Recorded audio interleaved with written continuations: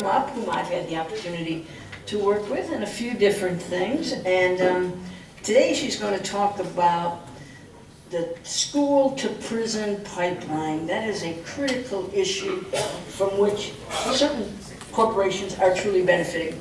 I also want to, and we'll talk a little bit about that, I want to note too that Diana is a honorary member of Veterans for Peace, and she is active with the Unitarian Universalist Society, and a retired teacher.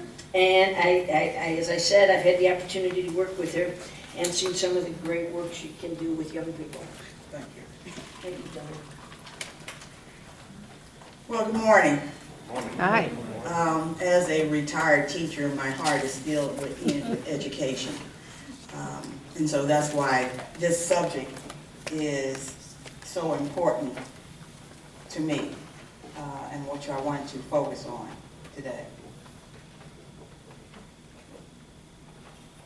And now the guy is not here that I need to. You click on the bottom left little icon. I did that. Where do you want this one? You want your PowerPoint? Hit that. There, okay. Oh, no, you need, okay, it's, where's the PowerPoint? Here. All the way down to the bottom of the left. No, it's, there's a problem, touch screen to return, but it's not letting you get to the, it's not letting you open that screen. Let me get the you should be able to hit it from there, but it's not, it's too far down. This is a number,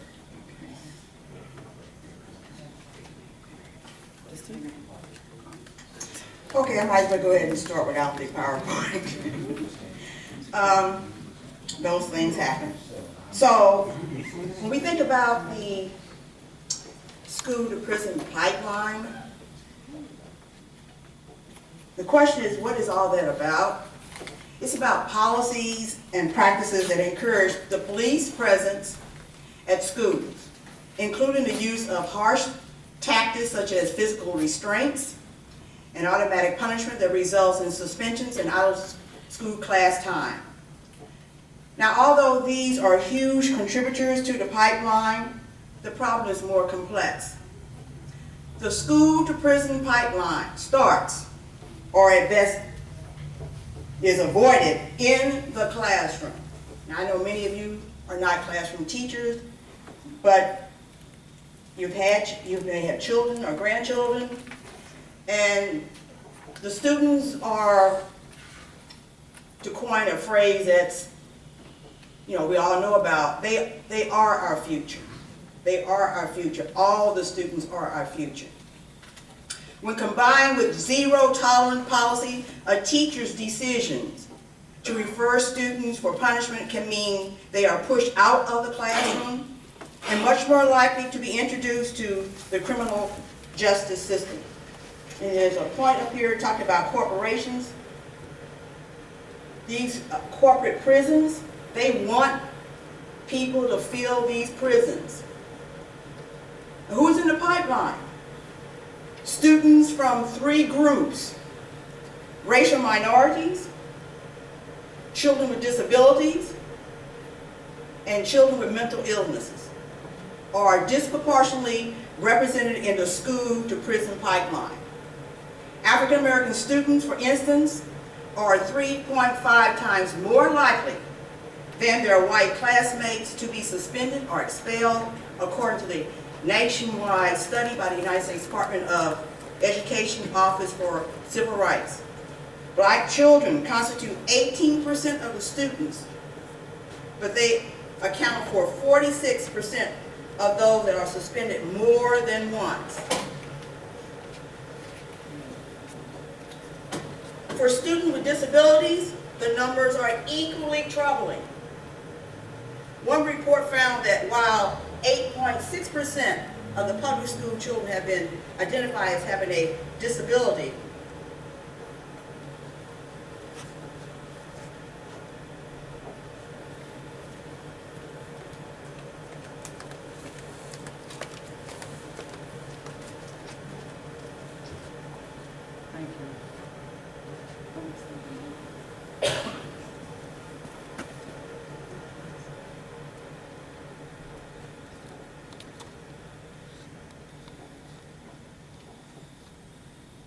about 1 in 4 black children with disabilities were suspended at least once versus 1 in 11 white students, according to an analysis of the government report by Daniel J. Lozen, the director of the Center for Civil Rights Remedies of the Civil Rights Project at UCLA.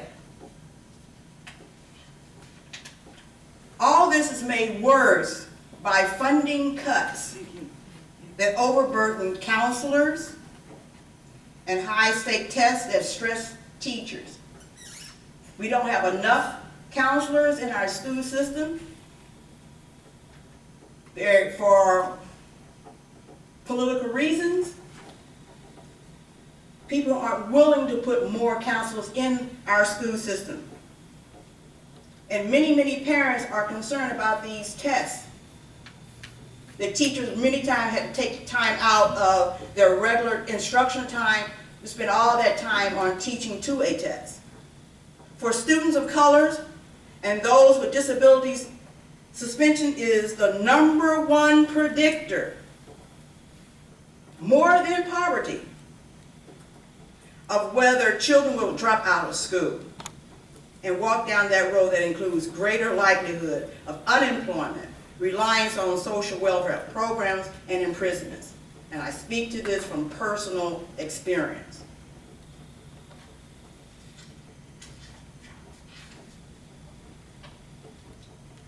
Well, let's look at our own school district here. Looking at the numbers up here, you can see that for African American students,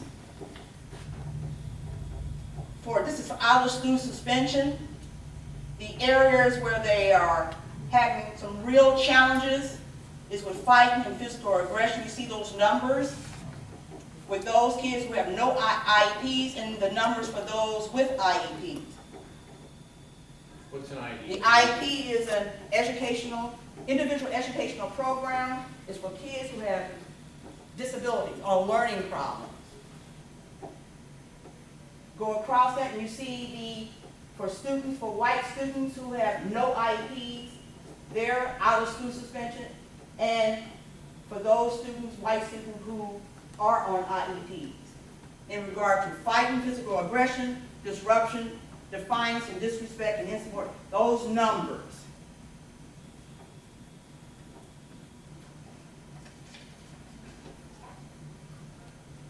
Now let's look at the numbers for in-school suspension.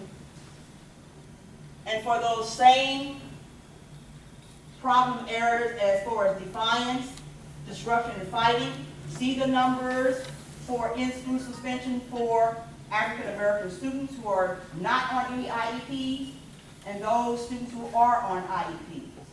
Compare that to white students.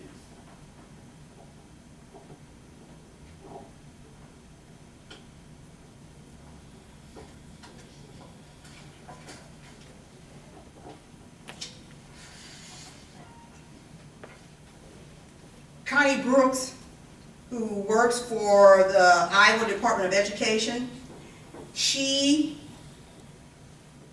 provided these following numbers for the removal of students for over a 2-year period. Those on IEPs, the numbers removed of kids removed from the classroom from the years 2012 through 2013, white kids, 242, minority kids or people of color, 622. For the year 2013 through 2014, white kids removed, 215, to minority kids, 549. We got some serious problems going on here.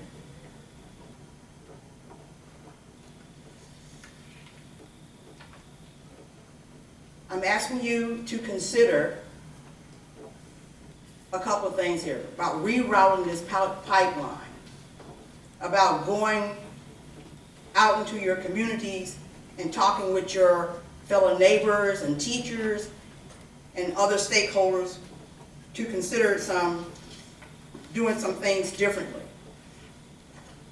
There has been a study by the Southern Law Center about teaching for tolerance. They've discovered 5 important areas where teachers can be more responsive when addressing the needs of our students. One is to adopt a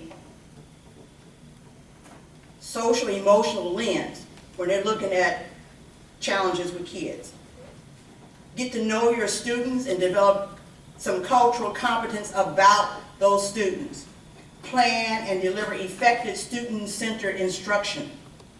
Move from the paradigm from punishment to development, and resist the criminalization of school behavior.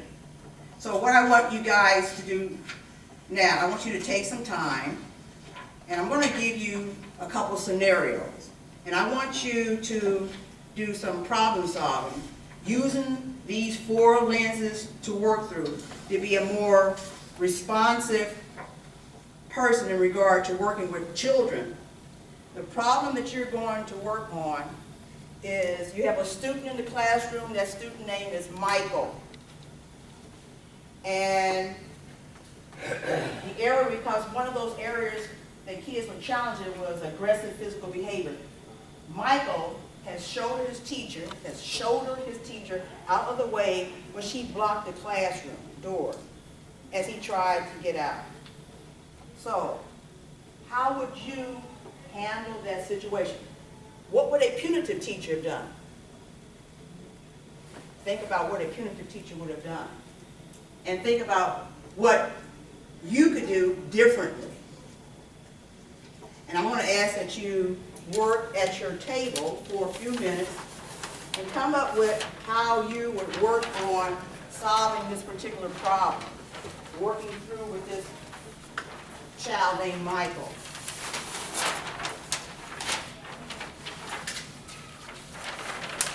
How old is Michael? Michael, 14.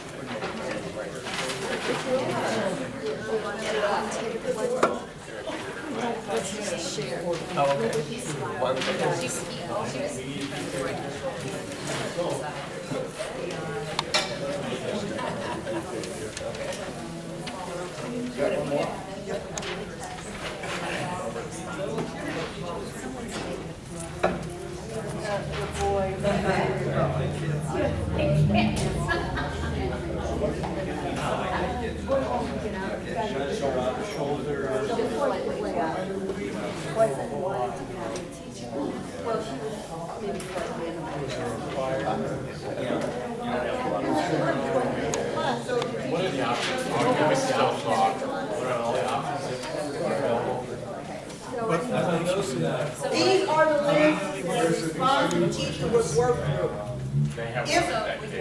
Usually if a kid did that, what usually is what a teacher would do? Send them to the office. What are some alternatives to sending that child to the office? That's what I want you guys to write. I want you to write all those things down and we're going to share out. What would a punitive teacher do? And then we talk about Well, one consideration is that class may have already started. How about grabbing him and throwing him against the wall?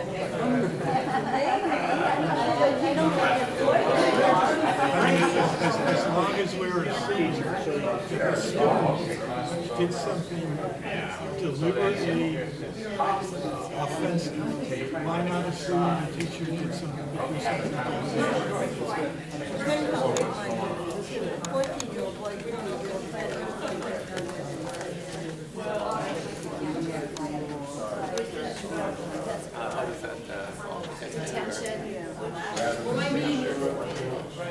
No, you want to find, you don't want to tell him until you find out how he Actually, we're getting a lot of money, you can file this all the time. just looking at Diana? Let me give you my card. I'd like to get a copy of your PowerPoint. Can I do that? Okay, good. What makes my It's gonna be useful. as well. Larry suggested execution. He was kidding. So there's no context going on with the teacher. Right. And there's a context to both with each other in my classroom, information about. So it is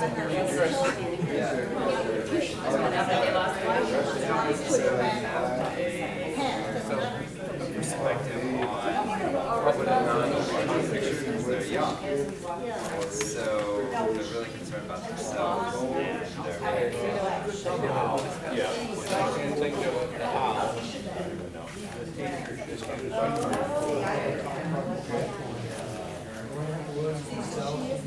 Cross the bridge, span. But I can't think of right off the dressing in.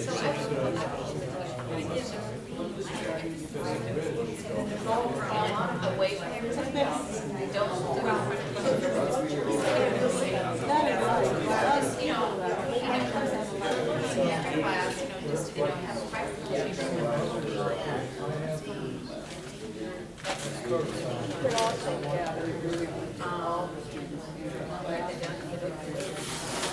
a Well, I would think at least one or two students in there who are after something. Something stored away. To address something in a way. Without escalating.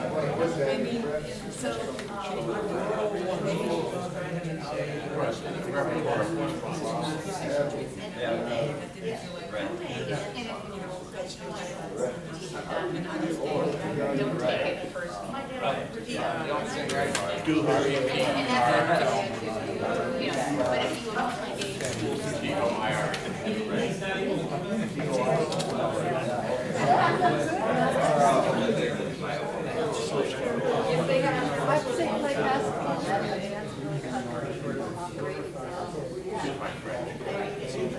It is French.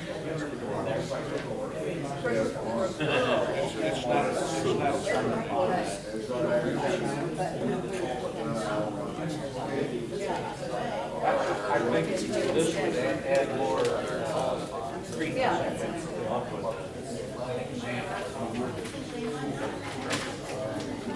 Want somebody to tell them.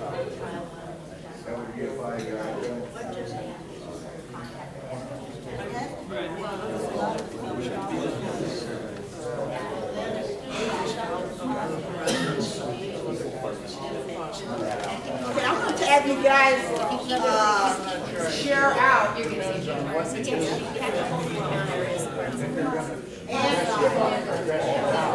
And to share out to tell which one of these responsive lenses that you are working through. So I'm going to go with this table here. Are you still writing? You still need to write? what was your last question? I want you to share out, and when you share out, I want you to point out first which one of these lenses are you working through as a responsive teacher. Probably a combination of one, two. We need to be quiet so we can hear. I can't hear When you. we in the classroom, I will clap my hands so you can. Okay, would you stand up and speak? Sure. Yeah, so we focus more on 1, 2, and 5. So more a social response or a positive emotional response to the kids. Some of our strategies were to have a meeting or conference with the student about what was troubling him and what we would hope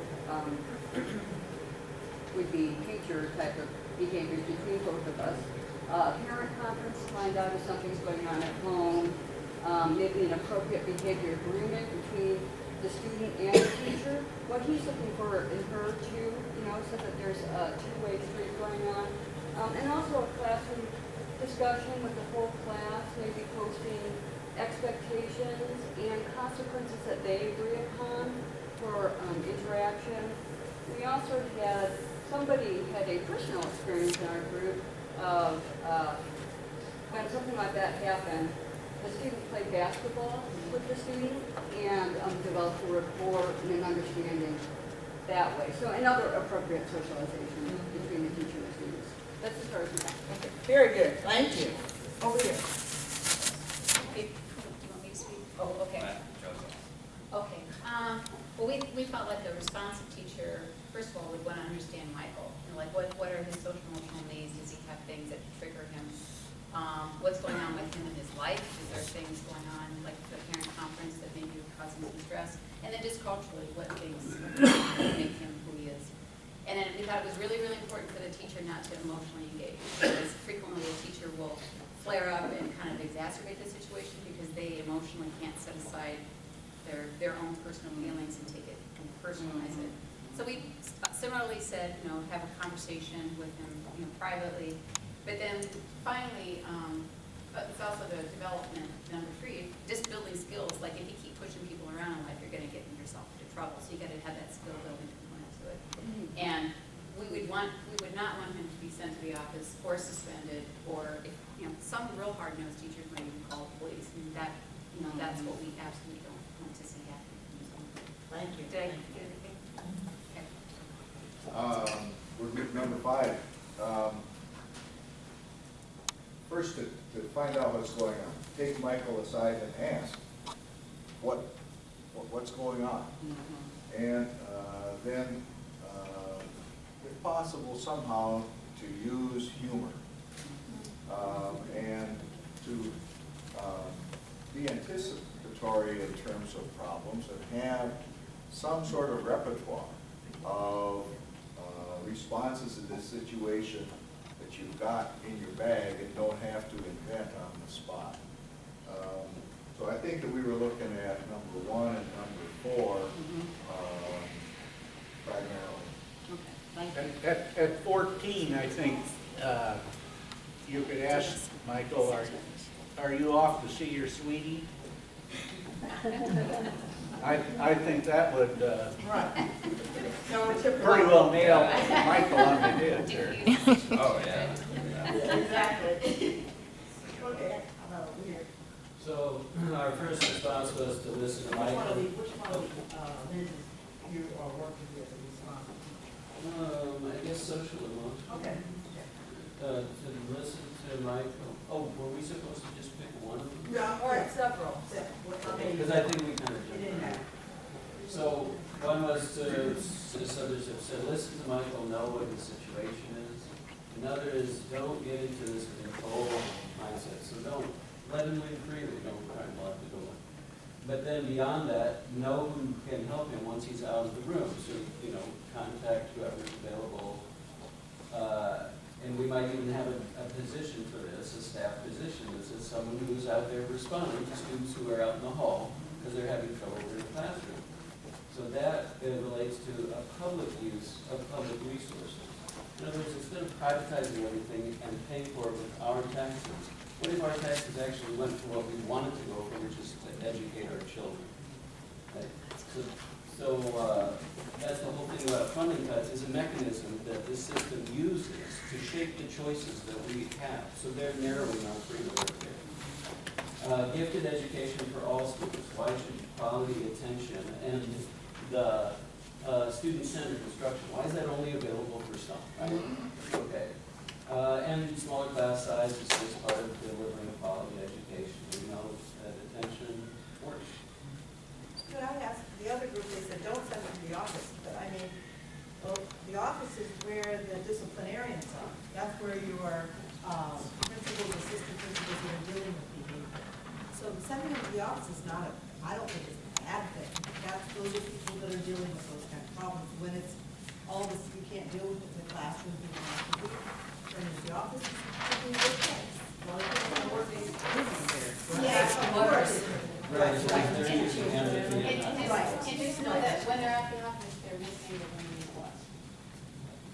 They're not. Yeah, but I mean, the testing is already pretty much, they're missing a lot of stuff. And no one's addressing the fact that there shouldn't be any testing.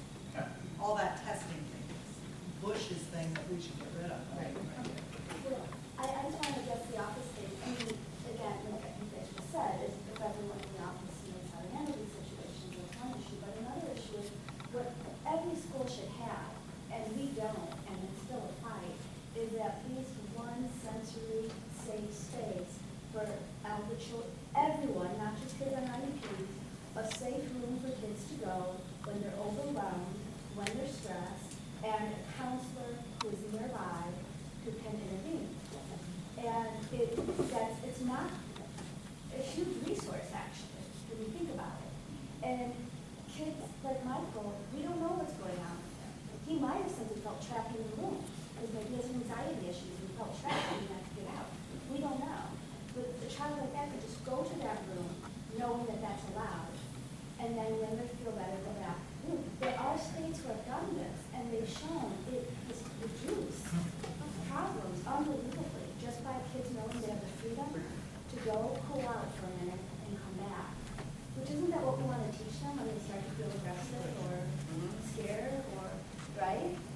We want them to learn how to. And you said politically they're not having counselors? I mean, you mentioned. What I'm saying is that we know that counselors have been, the jobs of a counselor have been cut drastically throughout the whole United States.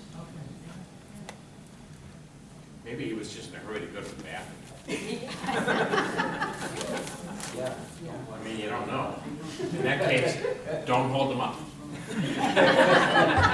Or you'll regret it. I've seen that happen. Okay, last one over here.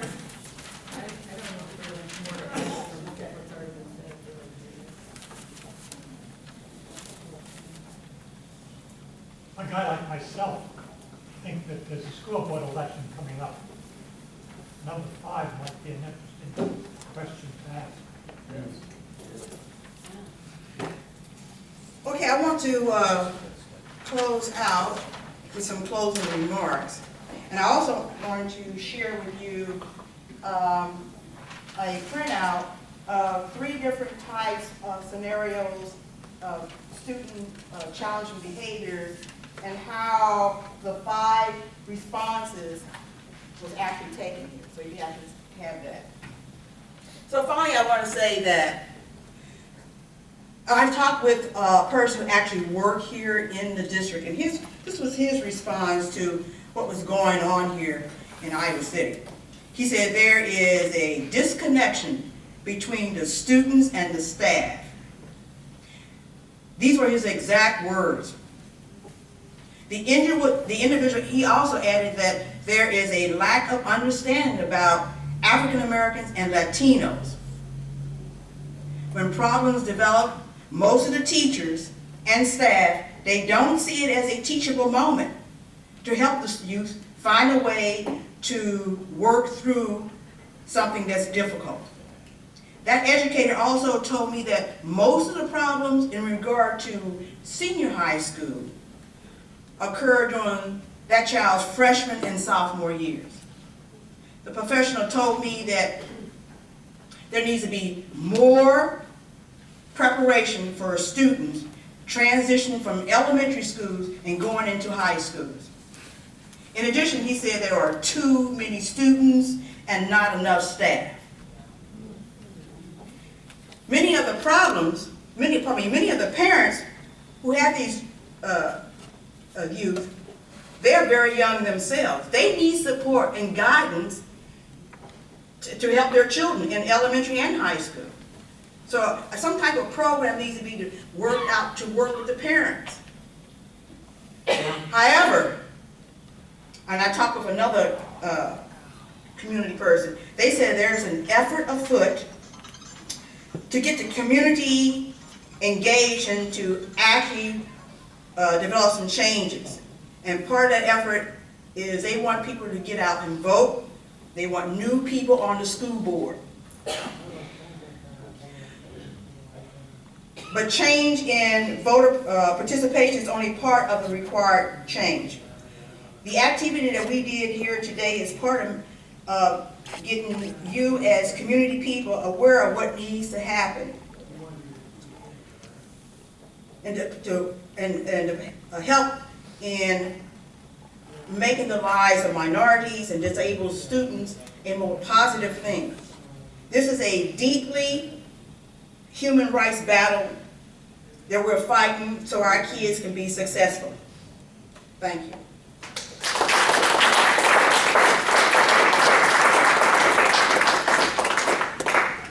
Thanks so much, Diana, for making this very real and concrete for us, the needs of young people in our schools. I don't have the exact statistic on this, but I understand, you may know more, Diana, but I understand that the number of prisons, the number of prison beds to be built in the years ahead is based on how many young people face some kind of detention in the early years, in the elementary years. So instead of putting money into how to deal with those young people having a problem, we're looking at how many prisons to build. So I appreciate you saying we've got to work with our city council, we've got to demand a change, we've got to demand that focus be on education and not on, as you were saying, punishment and so forth. So, Diana, before you sit down, can you put the screen back to the pages that have the statistics for our school district?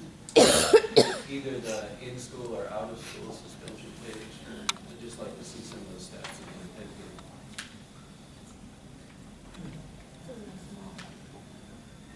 you. And do you have that information? Is that online or? There's a person here who has that information. I don't invite you to find that information. This here, I'm going to hand out, these were the three scenarios, and how to use those 5 responsive ways to handle it. So I'm just going to. so if we want to give Diana a round of applause. And after you receive your sheet, it's a little bit of break time. Let's keep on track. Let's try and be back